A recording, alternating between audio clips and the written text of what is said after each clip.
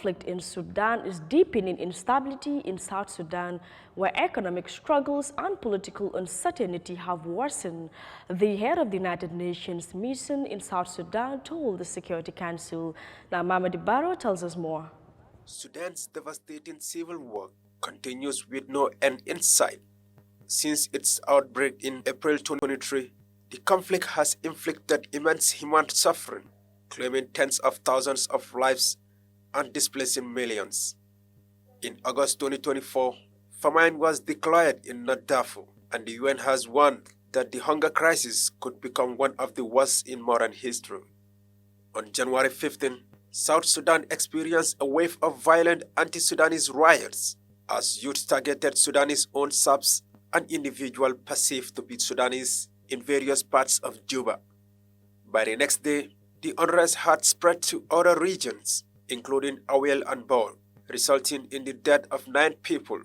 In response, the transitional government imposed a nationwide curfew in an effort to contain the escalating violence. The special representative of the Secretary General and head of the United Nations mission in South Sudan, Nicholas Haysom, underscored the destabilizing impact of the Sudan conflict, which is now spilling over into South Sudan. The Sudan conflict are spilling over into South Sudan, as witnessed by the unrest in Juba and beyond following the reported killing or execution of South Sudanese in Wad Madani. The recent unrest also reflects public frustration over the economic crisis. The cost of an average food basket has risen by 200%, the inflation rate stands at 107%, and approximately 10 months of government salaries are unpaid. I must report that Unrest has received a request from government for the mission to vacate part of its headquarters.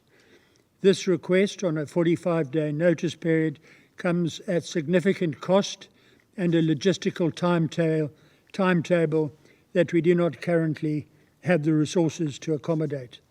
The mission is offering a collaborative approach in response, but I note the outcome would be guided by operational necessities and, in the long term, resource availability. Nicholas Haysom noted that South Sudan is now entering the 4th extension of its transitional period under the 2018 revitalized peace agreement. The environment is also constrained by movement restrictions on peacekeepers in some parts of the country. UNMISS will continue to pursue constructive dialogue with our host government on those issues through the High-Level Coordination Committee, a joint discussion and consultation forum.